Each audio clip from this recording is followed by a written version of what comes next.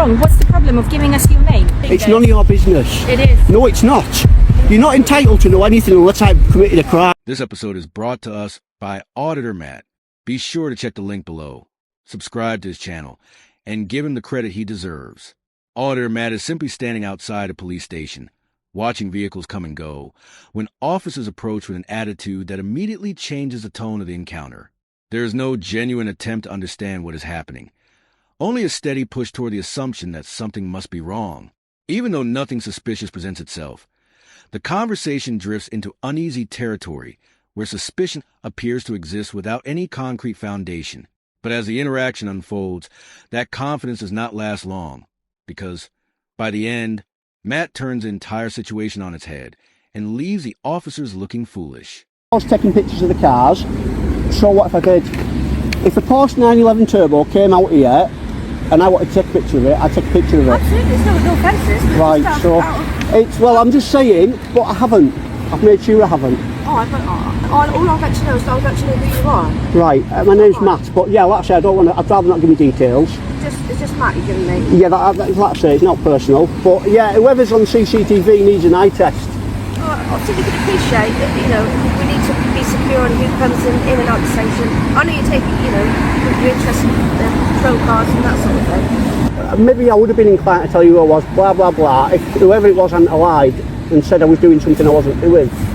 So straight away courtesy's gone out the window with a lie, hasn't it? Right, that's how you feel. I mean, I'm only asking. Yeah, it's like I say, I don't like being lied to about. I mean, imagine if it was actually a crime that someone had said that I'd done and I hadn't done it. Fair enough, taking pictures of a car, someone said that I did it and I didn't do it. Imagine, what are they going to say? Oh, he's committed a crime. I said him commit a crime. I mean, with CCTV, maybe that's perceived if you've got your phone out and it looks on CCTV. I haven't pointed at anything. What makes this moment stand out is that the PCSO openly acknowledges that no offense has been committed, yet still continues the interaction purely to identify him. That is where the logic begins to unravel. If there is no suspicion of wrongdoing, the justification for probing further becomes increasingly difficult to defend. Instead of assessing what is actually happening in front of her, she leans heavily on a report from CCTV. Even while Matt calmly explains why he is there, an unusual imbalance develops where the person being questioned is the one providing clarity, yet the interaction continues to be driven by someone else's discomfort rather than any objective concern. You gotta give me your details now. You don't want to provide your details. I want to give me details out. You don't want to give out your details? No. How come? I just don't.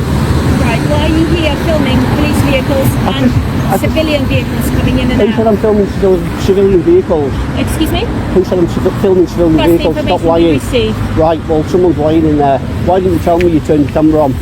You saw me turning it on. So I don't need to see you turn it on. You tell them verbally that you turn it on. Are you recording? Yes. Same for you. Why didn't you tell me? I didn't see you. If I seen her, how could I see you? Why didn't you tell me? Right, 7854. Hang on a minute. I'm speaking. No, I'm speaking as Why well. didn't you tell We are in a me? public place, so come along, give me Right, exactly. Why didn't you tell me you're recording? Sorry? Why didn't you tell me you're recording as per your policy? Why didn't you tell me you were It's not my policy, fella. Is it? Why is it coming along? Because I feel like it. All right. You shouldn't be here. I should be here. Who the hell do you think you are? You committing offences under No, the I'm not. Terrorism Act, Section You- 58. Section Recording 58. Are you having a recording laugh? Information. Do you know how It much can trouble be you used be in in if you go terrorist down that offences. route? Do you understand What that? evidence have you got? Camera, that's my evidence. I've So? just filmed you. I've just Taking told you what I'm photographs doing. of the vehicle that is coming in. The narrative quickly shifts from what Matt is actually doing to what officers claim he is doing, suggesting that he is filming civilian vehicles despite clearly focusing on police vehicles. That claim immediately damages their credibility. At the same time, officers begin recording him without making it clear. Even though most body-worn video policies expect officers to notify members of the public where practicable in the interests of transparency. Then comes a leap to Section 58 of the Terrorism Act 2000, a serious power intended for terrorism-related information, not someone openly filming police vehicles in a public place. That alone highlights how disproportionate the reasoning has become. When pressed for evidence, pointing to Matt's camera only exposes how weak the justification really is, because simply possessing a camera falls nowhere near the threshold that Section 58 was designed to address. Have a look at my YouTube channel. You'll see exactly what I do. You'll see it's nothing like that. Matt 12,128. Have a look on my YouTube channel, you'll see what I do. You'll see it's not for anything like that. Well, Matt12128, my YouTube channel, I do police station reviews. Why do you do that? Because I think to catch people like yourself that try and abuse the powers. Abuse my powers? Yeah, twisting the law. Twisting the law. You don't. It's none of your business. It is. No, it's not. You're not entitled to know anything unless I've committed a crime.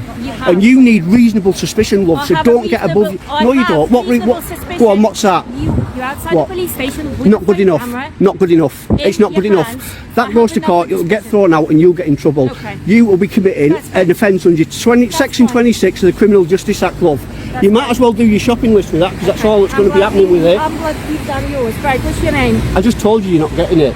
If you pursue that any further, you will be committing an offence under Section 26 of the Criminal Justice Act. I have given you proof as to why I'm here and what I'm doing. Get lost. It's very rude of you. Get lost. I don't care, you tyrant. Matt even directs her to his channel to demonstrate that there is nothing malicious about what he does, something he is under absolutely no obligation to do. Yet he still attempts to assist. Despite that, she continues suggesting that a crime may have occurred without ever identifying one. Instead, she relies on a concept of reasonable suspicion that appears to amount to nothing more than a man standing outside a police station. That falls well short of Section 58 of the Terrorism Act, which requires suspicion that information is likely to be useful to a person committing or preparing an act of terrorism. When Matt raises Section 26 of the Criminal Justice and Courts Act 2015, warning that the misuse of powers or interference with lawful activity can cross into unlawful territory, it highlights just how risky this approach becomes. Committing any offences? You're damn right I'm not. Listen to me. If you're not doing anything wrong, what's the problem of giving us your name? Because you're not entitled to it. Just because you want it. I'm not evading information. You are not entitled to it. Tough. It's not reasonable suspicion. It's not reasonable suspicion, so jog on. You'll be in a whole world of trouble if you try out. So you want to do it, knock yourself out. I'll take the claim and I'll see you in court. No problem. What's your number? It's your policy. What's your number? 7331. You're going to be judged 7331. Oh, you need to tell people you're recording when you turn it on, dude. Not necessarily. Yes, you do. You do. It's your policy. I haven't spoken to you yet. It doesn't matter. If you turn it on and you're filled, why have you turned it on? Because of me? Because of me? Right. Therefore, you tell me that you've turned it on. It's your policy. Don't say not necessarily. Learn the law. Learn the law and stop trying to intimidate people. Don't point your finger at me. Or else what? Very aggressive. Or else what? I perceive it as aggression. Whatever. Jog on. Get lost. Section 26, abusing your powers, threatening with Section 58. Simply because I was taking pictures of the marked cars when they came in.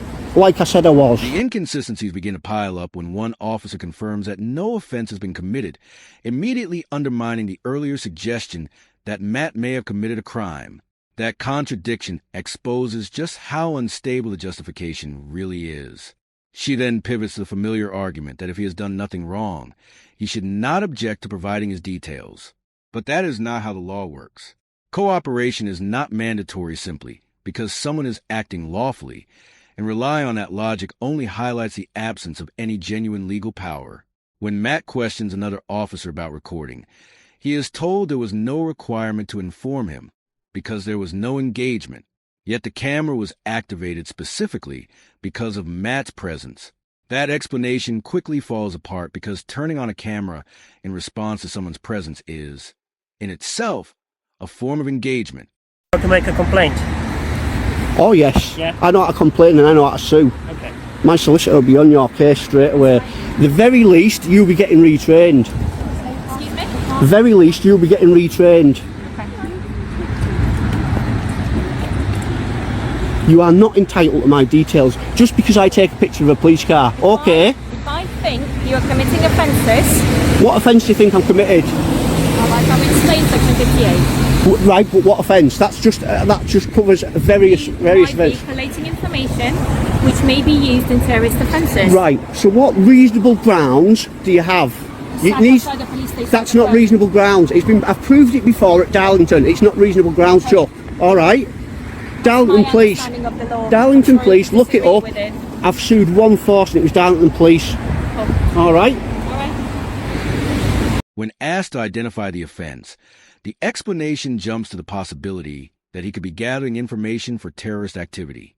It is a leap that carries enormous implications but very little substance in the circumstances presented. Making an allegation of that magnitude without clear and objective indicators only demonstrates how far the reasoning has drifted from the reality of what is actually taking place. Matt then raises a possibility of making a complaint and pursuing legal action, and that is far from an empty threat. If powers are exercised without lawful justification, claims such as false imprisonment or unlawful interference may follow. That is precisely why officers are expected to apply legislation of this nature carefully and proportionately. Once serious powers are used without a solid legal foundation, the focus rapidly shifts from suspicion to accountability. Right, so all the people watching this video want to know why 4 years are stood around wasting money that they're paying for a man with a camera taking some pictures with his dog of the patrol cars. It's not just patrol cars. The concern is... Do you want me, right? I know I don't normally do this, guys, but do you want me to stop this video, call her over, and I will show you giving me an award to Newquay Police Station, and then you tell me if you think I'm bloody suspicious under Section 58? Right, I'm not here to discuss what happened in Newquay, right? We're here now and here. I am offering it as proof. If you don't take that as proof, there'll be trouble if you go ahead and try and start anything. There's no concern. I've explained what I'm doing. Pictures of the civilian cars? No, I'm not. I have not done that. On here, there's nothing on there, and if I need to prove it, I will prove that you're lying. This is the suspicion we have. Yeah? Right. Am I being detained? Am I being detained? Give me a moment, we're just listening to the radio. Well, I'm going if I'm not being detained. As far as I know, you're not at the moment. Right, exactly, and I never was and I never would be. You absolute whopper. You are going all over YouTube and you're going to be famous. You are going to be famous, you tyrant. If you genuinely suspect something, crack on with it. But use a bit of common bloody sense. It's not rocket science, is it, you stupid woman? You're going on YouTube. Keep an eye out for yourself. Matt even goes so far as to offer to pause his recording and show the officers exactly what he's been doing, something he is not required to do, yet he still attempts to address and resolve their concerns. That gesture matters because it shifts the encounter away from suspicion and toward verification. Once that opportunity is available, the lack of decisive action becomes increasingly revealing. If there had genuinely been a risk, you would expect clear and immediate steps to follow. Instead, officers confirm that he is not being detained. That admission effectively removes any urgency or necessity from the situation and raises the obvious question of what the interaction was ever intended to achieve. When officers acknowledge there is no need to restrict someone's liberty yet continue pressing the issue, it begins to look less like safeguarding and more like an encounter searching for a justification. What stands out most in the end is the imbalance. Matt is the person providing clarity, showing footage, and attempting to bring the interaction to a logical conclusion, while the officers struggle to settle on a clear position. That contrast leaves the final moments feeling less like enforcement and more like an encounter that simply ran out of justification. That's it for today's video. If you enjoyed this episode, don't forget to like, comment, and subscribe. It really helps me continue with my independent coverage. Also, don't forget to check out Matt. His channel is linked in the description. Show him some support. Thanks for watching. This was Rate the Audit, and I'll see you in the next one.